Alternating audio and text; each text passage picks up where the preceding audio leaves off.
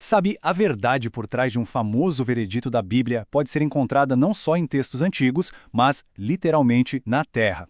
Nossa investigação começa aqui, com um único e pequeno objeto desenterrado da poeira da história. Nossa jornada começa com esta lâmpada, uma lâmpada herodiana do primeiro século. Parece uma coisinha simples do dia a dia, né? Mas a própria construção dela guarda a chave para uma mensagem urgente sobre preparação e sobre o veredito final. E é aqui que a coisa fica interessante. Esse é um fato arqueológico crucial. Centenas dessas lâmpadas foram achadas em Jerusalém e na Galileia, e todas elas têm a mesma falha de design, um reservatório minúsculo. Essa limitação física não é um mero detalhe. Não, é a base da primeira grande lição sobre vigilância. Então, essa falha de engenharia, essa necessidade constante de reabastecer a lâmpada, não era só um incômodo diário. Vamos ver como isso se torna o ponto central da famosa parábola das 10 virgens. E o que a gente descobre aqui é fascinante. O atraso do noivo não era um descuido, era parte do costume.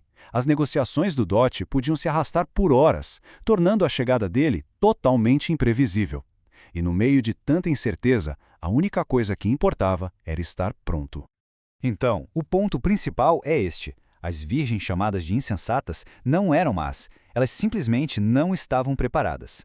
A arqueologia da lâmpada nos mostra o porquê. Com um reservatório tão pequeno, ficar sem óleo extra era um desastre anunciado.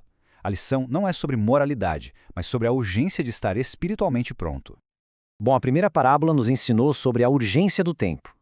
Agora, a análise nos leva a uma questão de valor. A próxima história fala sobre talentos, e o que essa palavra realmente significava naquela época é, para dizer o mínimo, chocante. É isso mesmo, convertendo para valores de hoje, um único talento de prata, que era a unidade de peso da história, valeria algo em torno de 2 milhões de reais. Isso não era um bônus de fim de ano, era uma fortuna astronômica. E é aqui que a gente precisa virar uma chavinha na cabeça. Hoje em dia, talento é uma habilidade, um dom. Naquela época, era uma fortuna real, palpável. Jesus estava usando a linguagem do mercado, uma linguagem que os ouvintes dele, especialmente Mateus, o ex-cobrador de impostos, entenderiam de um jeito muito pessoal. Portanto, a lição vai muito além de usar as habilidades pessoais. Trata-se da responsabilidade gigantesca que vem com os tesouros que nos são confiados.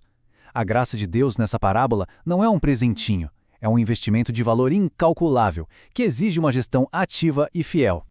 Depois da urgência do tempo e do peso do valor, a gente chega ao clímax do capítulo, a hora do acerto de contas. A cena do julgamento final, onde o rei finalmente dá seu veredito. À primeira vista, o critério do rei parece bem direto, né? A separação entre ovelhas e bodes se baseia em atos de compaixão, alimentar quem tem fome, dar de beber a quem tem sede, acolher o estrangeiro. Mas, um olhar mais atento ao texto revela um detalhe que redefine o julgamento inteiro. Esse detalhe decisivo está em duas palavras: meus irmãos. E é aqui que a gente chega ao ponto mais extraordinário dessa análise. Uma pequena frase que muda o capítulo todo de figura. Preste bem atenção nessa frase. Um destes meus irmãos. Quem são exatamente esses irmãos? A resposta para essa pergunta é a chave para entender o veredito do rei. A resposta, acredite, está no próprio contexto do Evangelho de Mateus. De forma consistente, quando Jesus fala de meus irmãos, ele se refere a um grupo bem específico. Seus discípulos, os mensageiros enviados para levar sua mensagem ao mundo. O critério, portanto, não é a bondade geral para com qualquer necessitado. Isso muda tudo, né? A perspectiva vira de cabeça para baixo. O julgamento das nações não é sobre caridade anônima, mas sobre como os portadores do Evangelho foram recebidos. A ajuda a esses mensageiros se torna prova visível de que as nações reconheceram e acolheram a mensagem do próprio rei. E se essa revelação teológica parece surpreendente demais, bom, existe uma evidência física, um veredito cravado na pedra que confirma isso. Vamos voltar para a arqueologia. As ruínas de cidades como Cafarnaum e Corazim são testemunhas silenciosas. Elas viram os milagres, ouviram a mensagem, mas rejeitaram os mensageiros. Elas servem como um testamento físico das consequências de não acolher o rei. Então, o que une tudo isso? A prontidão com o tempo, simbolizada pela lâmpada, a gestão dos recursos, representados pelo talento, e o acolhimento daquelas pessoas que são os irmãos do rei, tudo aponta para uma única verdade.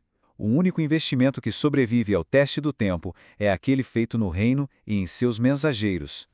E assim, a gente volta para o começo, para aquela pequena lâmpada de óleo. A arqueologia e o texto nos deixam com esta pergunta. O veredito das pedras e das escrituras é claro. A questão que permanece é se a nossa lâmpada hoje está pronta para a volta dele.